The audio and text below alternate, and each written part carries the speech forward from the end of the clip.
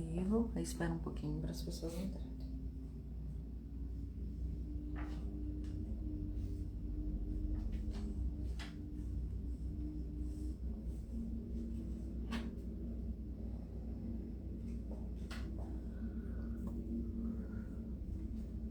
Eu vou ver se eu consigo te colocar.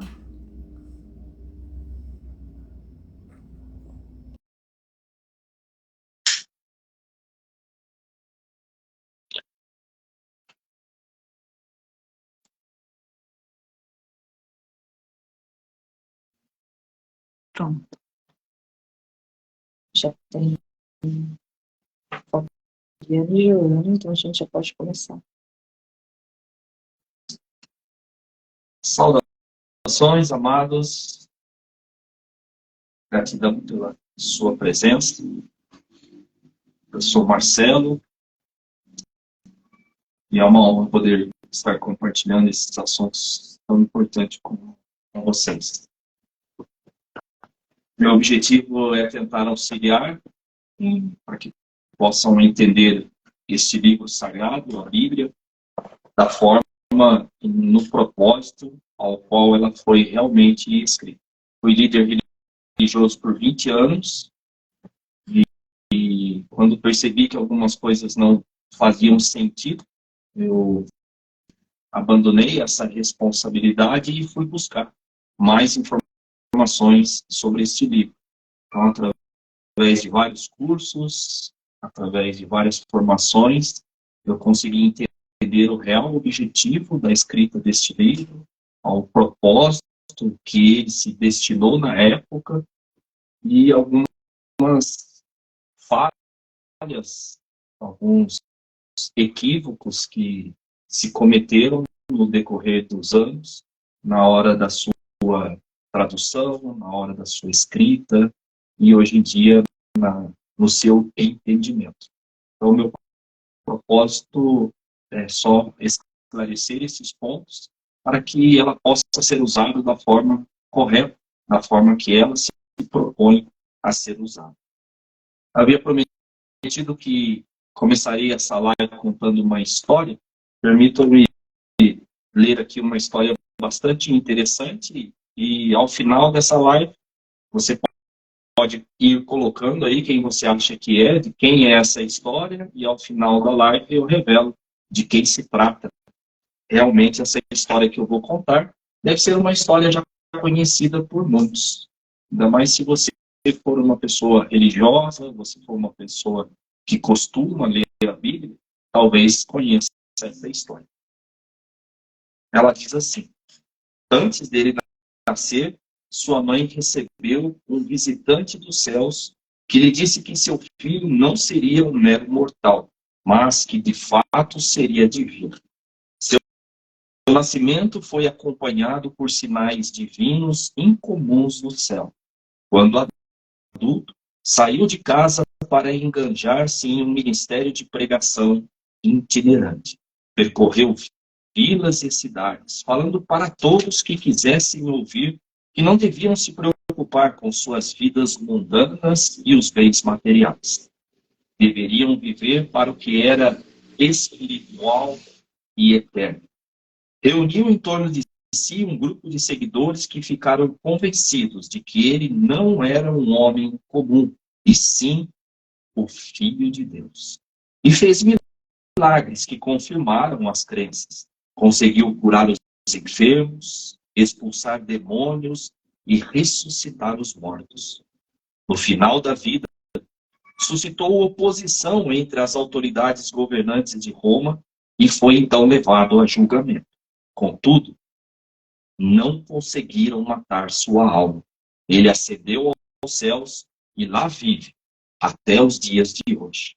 Para provar que continuou vivendo após a sua execução, apareceu de novo, ao menos para um dos seus seguidores incrédulos, que ficou convencido que ele, de fato, permanece conosco até os nossos dias. Mais tarde, alguns dos seus seguidores decidiram escrever livros, e ainda podemos ler sobre ele até os nossos dias. No entanto, bem pouco de vocês já leram esses livros.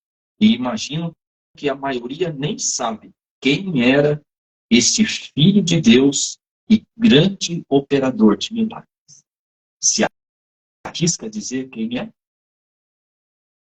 Tem ideia quem é o personagem principal desta história?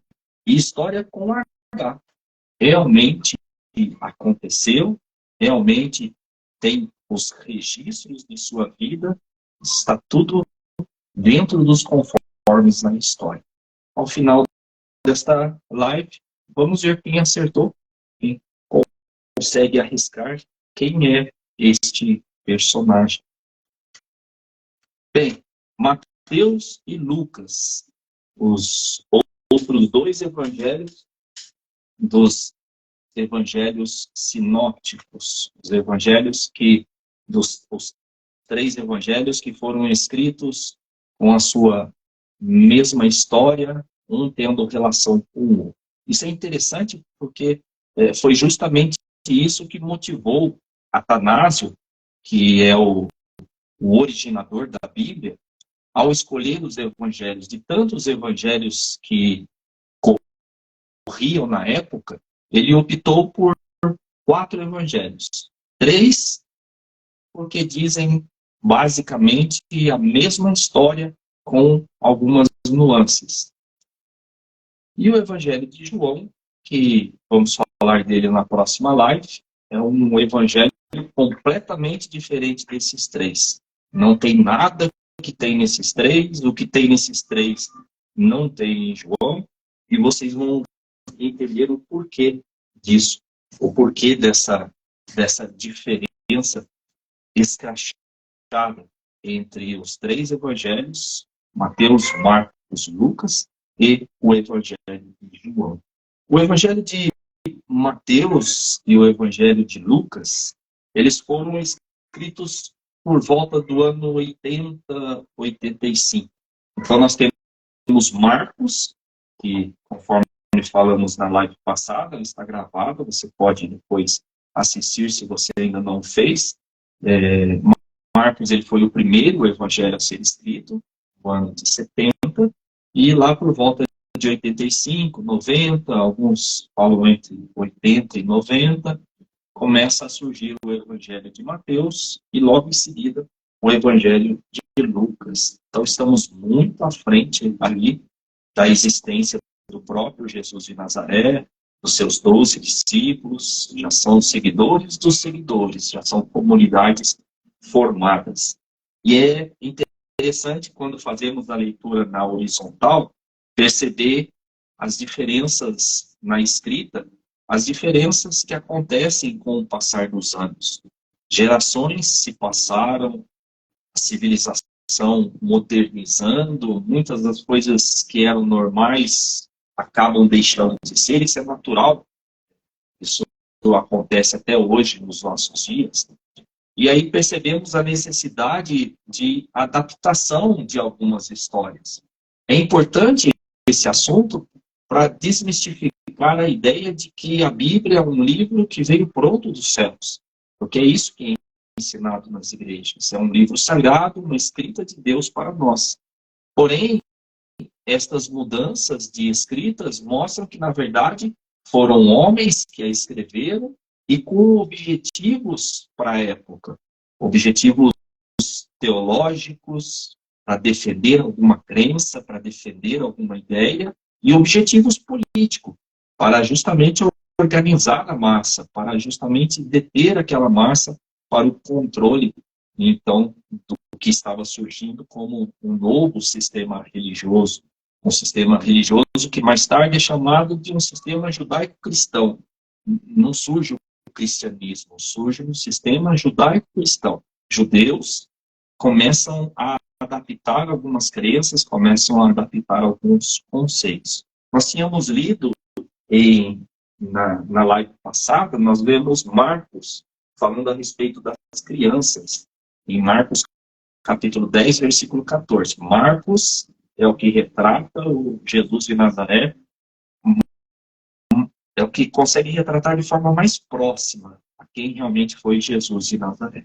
E aí, com o passar dos anos, a comunidade de Mateus, não o Mateus já não existe mais, mas a comunidade de Mateus, seguidores dos seguidores de Mateus, resolvem também dar a sua versão sobre os acontecimentos que Marcos, ou a comunidade de Marcos, registrou. E é interessante entre os estudiosos que percebe-se que em Mateus e Lucas tem as informações de Marcos com um pouquinho das informações de uma outra literatura, uma outra publicação, que pode ser chamado de um outro evangelho. Mas entre os estudiosos se fala sobre o evangelho que, ou o escrito que são, que vem de uma palavra, é a abreviação de uma palavra alemã que quer dizer ditos. Existe um conjunto de ditos de Jesus de Nazaré. Então, é um livro onde ele não tem história. Jesus percorreu determinada cidade, Jesus encontrou com determinada pessoa e disse, Jesus subiu ao monte ou à montanha e fez o seu sermão. São apenas ditos. Então, é uma frase atrás de outra frase, uma frase atrás de outra frase. Os historiadores e estudiosos, eles são unânimes em dizer que parte da escrita de Marcos, junto com alguns ditos deste escrito que fez ou formou os escritos de Mateus e Lucas. E isso se percebe na hora de se ler relatos iguais, relatos idênticos. Então, nós lemos lá em Marcos 10, 14 sobre as crianças. Percebam essa mudança em Mateus, capítulo 19, onde traz também essa questão das crianças. É o mesmo relato. Só que em Marcos, você se lembra, Jesus ficou indignado com o fato dos discípulos dele segurar as crianças, não deixar as crianças se aproximar de Jesus. Então, nós temos um Jesus de Nazaré com traços de humano. Ficou indignado, ficou furioso com aquela situação. Os anos se passaram. A necessidade da formação de uma igreja precisava trazer um Jesus de forma diferente. Como que Mateus, ou a comunidade de Mateus, consertou isso? Observe o Mateus capítulo 19, os versículos 13 a 15, que é o mesmo relato de Jesus abençoando as crianças. Diz assim: então, trouxeram-lhe algumas crianças para que lhes impusesse as mãos e orasse por elas. Os discípulos, contudo, os repreendiam. Mas Jesus lhe ordenou: deixai vir a mim as crianças, não as impeçais, pois o reino dos céus pertence aos que se tornam semelhantes a elas. E depois de eles imposto as mãos, partiu dali. Sumiu a indignação. Sumiu o Jesus nervoso. Sumiu o Jesus furioso. Ele apenas intervém na situação e fala: deixa as crianças vir a mim. Não sente, não expressa emoção alguma. A partir de Mateus, Lucas refina isso ainda mais. E João, sem comentários, a partir de Mateus não temos mais um Jesus com emoções. Não temos mais um Jesus próximo do que é ser um ser humano. E aí esse mesmo relato nós encontramos em Lucas, no capítulo 18. Então, assim que começa a correr o Evangelho de Mateus, a carta de Mateus, a comunidade de Mateus, a comunidade de Lucas resolve também dar a sua versão sobre este acontecimento. E eles registraram lá em Lucas, capítulo 18, versículos do 15 ao 17, que fala assim: o povo trazia-lhe também as crianças para que as abençoasse. Mas, assim que os discípulos notaram isso, repreenderam aqueles que as haviam trazido. Percebam que agora a repreensão ou a intervenção redenção, ela não acontece mais por Jesus, mas acontece pelos seguidores de Jesus. Os discípulos notaram as crianças chegando e repreenderam os pais, aqueles que haviam trazido as crianças. Jesus, porém, chamando as crianças para junto de si, ordenou: deixar vir a mim os pequeninos, não os impeçais, pois o reino de Deus pertence aos que são semelhantes a eles. Eu vos asseguro com toda certeza, quem não receber o reino de Deus como uma criança, de maneira alguma entrará. É comum entre os estudiosos, os teólogos, os pesquisadores, perceber aqui conjunções ou mudanças políticas e teológicas também. Percebam que a cada passagem, assuntos são acrescentados. Como agora, para se receber o reino de Deus, qualquer um precisa ser como uma criança, senão não entrará no reino dos céus. Então, afirmações teológicas começam agora, à medida que os anos se passam. Estamos chegando próximo do ano 100, era comum. Assuntos teológicos, bases teológicas começam a ser colocadas numa futura igreja que está prestes a surgir.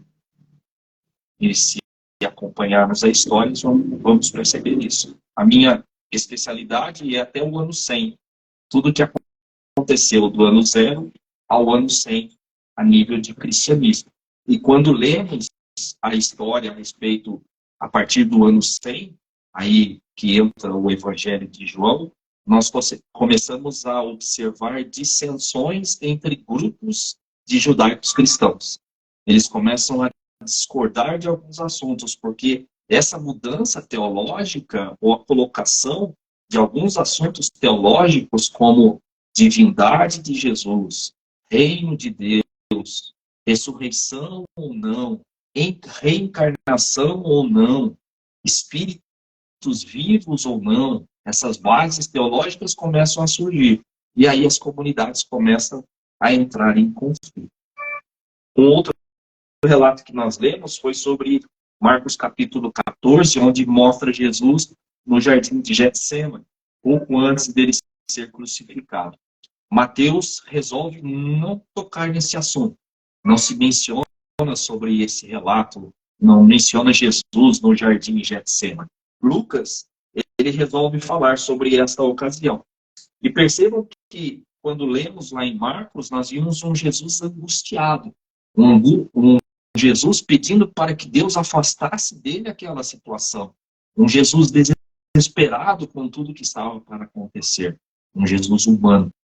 Agora percebam Lucas, como ele coloca esta ocasião, no capítulo 22 de Lucas, versículo 39 em diante.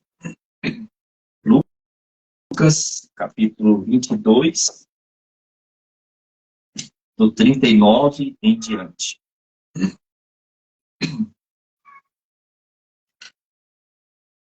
E retirando-se, seguiu como de costume para o Monte das Oliveiras, e os discípulos o acompanharam. Chegando ao lugar, Jesus lhes instruiu: orai, para que não venhais a cair em tentação. Então ele se afastou deles à distância de um tiro de pedra, ajoelhou-se e começou a orar. Nenhuma reação emocional. Sua oração idêntica à relatada anteriormente. Pai, se queres, afasta de mim esse cálice. Entretanto, não seja feita a minha vontade, mas o que tu desejas. Ao invés de qualquer expressão emocional, vejam o que acontece só em Lucas. Foi então que apareceu-lhe um anjo do céu, que o encorajava.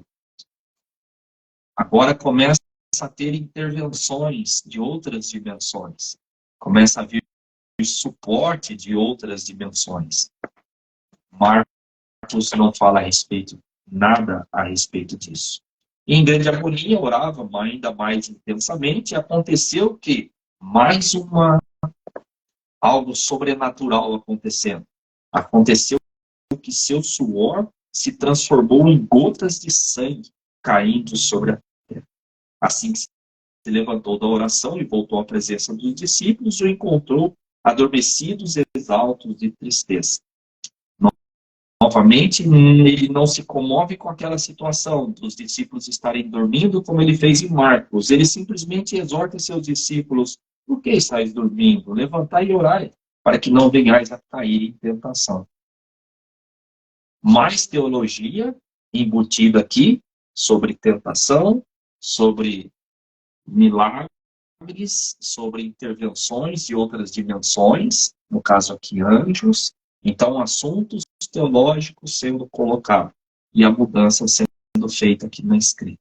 Isso mais de 70 anos após o acontecido.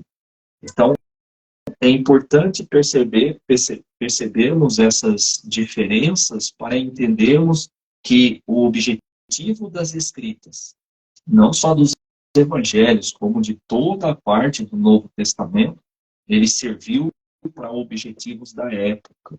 Ele serviu para correções de situações da época. Como eu disse na última live, nenhum desses escritores sequer imaginava que depois de mais de 2000 anos, alguém estaria discutindo sobre esses assuntos, ou alguém estaria tentando entender e aplicar no dia a dia esses assuntos a nível moral.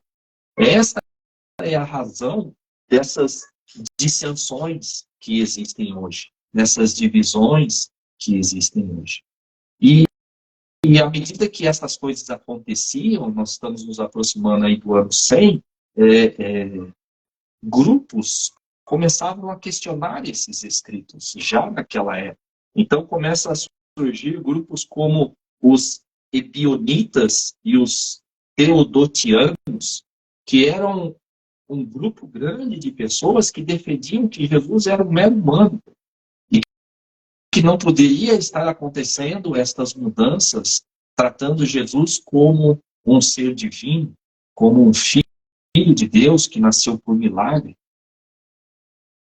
Grandes grupos passavam a surgir sobre isso.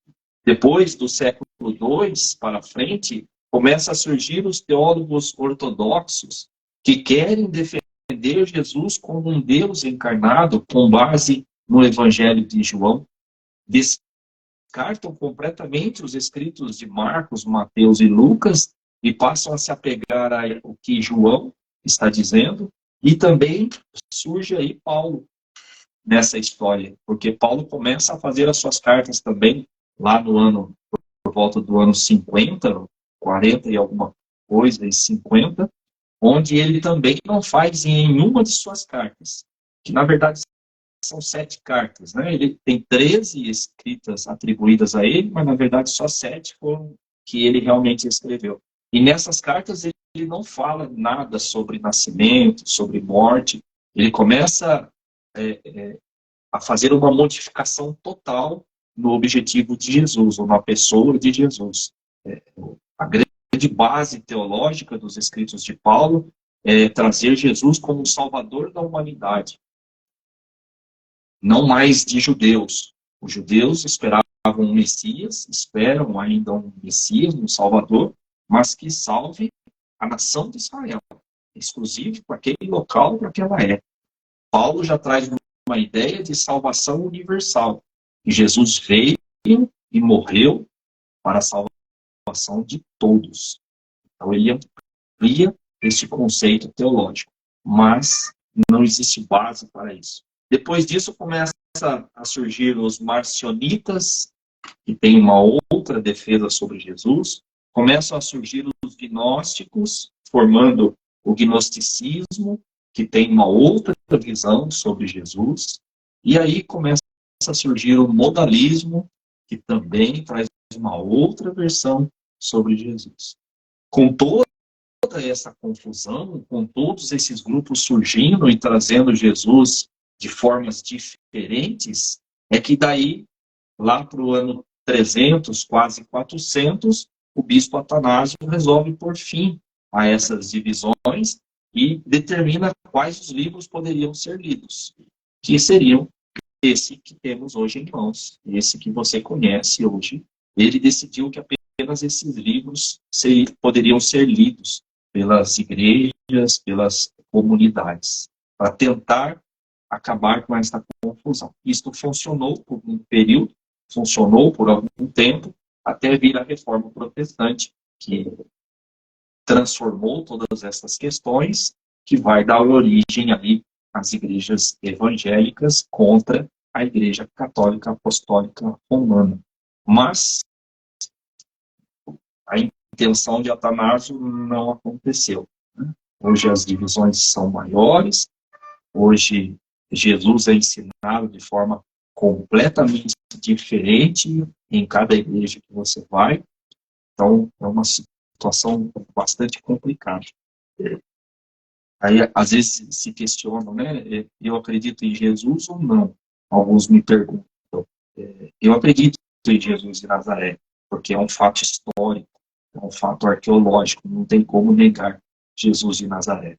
Agora, o cristianismo é difícil para aceitar, seja ele da qual for a sua modalidade.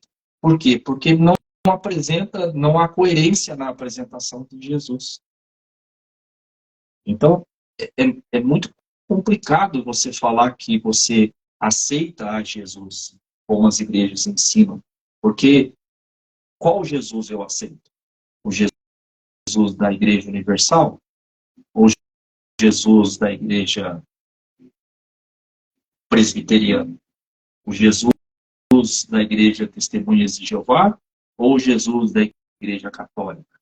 O fato não é aceitar ou não Jesus, diante da premissa que eu tenho apenas duas decisões a tomar, né? O que seria melhor eu tomar? Bom, diante isso é lei, né? Diante da dúvida, é preferível eu aceitar, porque se for verdade que Jesus é o Salvador, eu pelo menos tenho uma chance de ser salvo, do que rejeitar Jesus como Salvador e correr o risco de ir para o inferno. Mas só que a questão não são só duas opções. Ah, bom, eu aceito a Jesus, mas qual Jesus eu aceito? De qual igreja eu aceito? Uma vez que eles são completamente diferentes. Ah, vamos aceitar o Jesus da Bíblia, mas dentro da Bíblia também, conforme vocês viram na leitura, eu tenho um Jesus completamente diferente. Porque agora, na próxima live, que eu vou falar sobre João, esse Jesus desses três evangelhos aqui, esquece. Se eu for ler João e se eu for ler os escritos de Paulo, esquece o Jesus dos evangelhos. Juntando Marcos, Mateus e Lucas, não dá o Jesus de João e os escritos de Paulo. É um Jesus agora completamente diferente. E na questão da escolha, se eu escolher Jesus como meu Salvador, eu excluo grande parte da humanidade. Porque se no conceito de Paulo e no conceito de João, Jesus ele veio como Salvador da humanidade, o que nós vamos fazer com o budismo? O que nós vamos fazer com o hinduísmo? O que nós vamos fazer com o islamismo?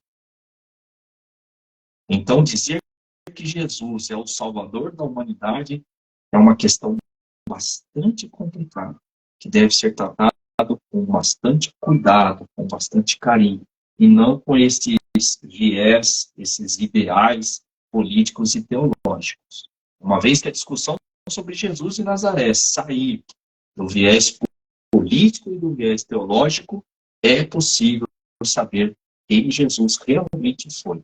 E aí entender que a Bíblia não é um livro de moral. A Bíblia é apenas um livro histórico, onde eu posso entender como as pessoas da época conviveram com essa situação, da época e daquela região. E não trazer esses assuntos para a nossa região, aqui para o Ocidente, uma cultura completamente diferente, e tentar adaptar essas culturas judaicas no nosso dia a dia. Isso não tem levado a nada. E nesses aí, mais de 2.000 anos, ou mais de 500 anos da Reforma Protestante, que progresso tivemos. Nesses mais de 500 anos de protestantismo, que avanço tivemos no campo religioso. Nada. Zero. Até hoje as mesmas discussões acontecem. Então, isso é muito importante ao buscarmos entender essas questões teológicas com essas questões religiosas. E depois eu tinha falado a respeito da questão da crucificação, né? Não sei se alguém conseguiu fazer a leitura, mas fica aí a sugestão, novamente, para que você possa fazer a sua leitura, se assim desejar. E qualquer dúvida, eu fico à disposição. Mas o relato da crucificação que você lê em Marcos, capítulo 15, é um. Depois ela está registrada em Mateus, capítulo 27. Você vai ver que é um outro completamente diferente. Questões de horário, questões de quem carrega a cruz ou não carrega a cruz. E depois em Lucas, no capítulo 23, também vocês vão ver um relato completamente diferente sobre a crucificação. E essas diferenças, ressalto, não é intencional para causar confusão ou para trazer algum problema para nós hoje, de forma alguma. Ela era necessária para a época. Ela era necessária para atender às mudanças que estavam acontecendo. O único erro aí está naqueles que pegam esses escritos e trazem fora do seu contexto, trazem para fora da sua região em épocas completamente diferentes. No próximo live, se ela acontecer, nós vamos estar falando sobre o Evangelho de João. Aí muda-se completamente, esquecemos todos esses assuntos e vamos ver assuntos que só João viu, que só a comunidade de João viu. E uma bastante interessante, que você até conhece, que é o relato da mulher adúltera. Depois vai dar aí ou sugestionar, né, que era Maria Madalena, a prostituta, e só João fala a respeito disso. Há uma confusão tremenda a respeito disso, mas está no subconsciente de muitas pessoas.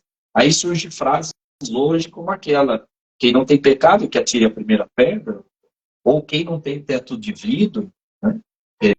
Trazendo a ideia de que somos pessoas errantes, somos pessoas imperfeitas, e justificar aquilo que a sociedade chama de erro.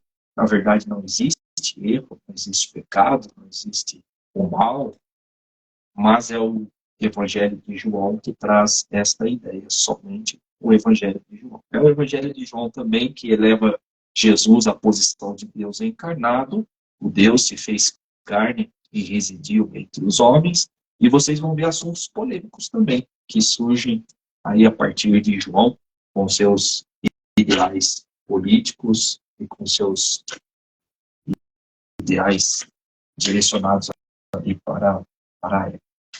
Muito bem, espero que tenham gostado. Qualquer dúvida, se não gostou, qualquer contestação, eu estou à disposição para conversar sobre qualquer assunto relacionado com Jesus de Nazaré. Sintam-se à vontade em estar perguntando e estar tirando aí a sua dúvida. Aquela história que eu li, depois eu vou ver se alguém acertou, mas aquela história é uma história bastante famosa, está muito respeitada por grandes historiadores. Aquela história sobre Apolônio de Tiana. Foi um Jesus também, da época, né? Parecido, fez as mesmas coisas, nasceu do mesmo jeito. Como ele, há relatos de vários outros, de pessoas que se apresentaram aí como um salvador daquela região, um salvador daquelas pessoas, pessoas que atraíam muitos discípulos. Inclusive, há relatos de que os discípulos de Apolônio falavam que Jesus era uma farsa. Eles defendiam que Jesus não era nada, as coisas questionavam muitos dos acontecimentos que os discípulos de Jesus falavam, mas que o verdadeiro Salvador era Apolônio. E Apolônio teve aí a mesma trajetória de Jesus, assim como outros também. Então são só curiosidades. São coisas assim que não são ensinadas nas escolas dominicais, infelizmente. Eu não ensinava. Eu ensinei muito Ensinei muitas pessoas, mas esses assuntos eu não ensinava, porque também não sabia. Foi só quando eu abri a minha percepção e comecei a buscar assuntos no campo oriental, conhecer um pouco mais das primeiras representações ou das primeiras atribuições ao sobrenatural que vai acontecer lá nos Vedas, que vai dar origem ao hinduísmo, né? E hoje eu diria que a base nossa deve ser o xamanismo. Então, é entender esses conceitos lá dos nossos ancestrais, quando eles relacionavam todos os acontecimentos a nível sobrenatural a elementos da natureza, terra, fogo, água e ar. A partir daí que se começa a dar nomes, começa a se colocar nomes, deidades, deuses, começa a surgir a partir daí. Então é importante, se você quer ter uma expansão de consciência, se você quer entender mais sobre esses conceitos de Deus, esse conceito sobre o sobrenatural, sobre o além da vida física, o que existe além do físico, é importante voltar ao passado. O futuro é velho. Isso é muito importante. Se quisermos entender a espiritualidade, precisamos resgatar a nossa ancestralidade. Encerramos? Gratidão por sua presença, gratidão pela sua atenção. Forte abraço, beijo em seus corações.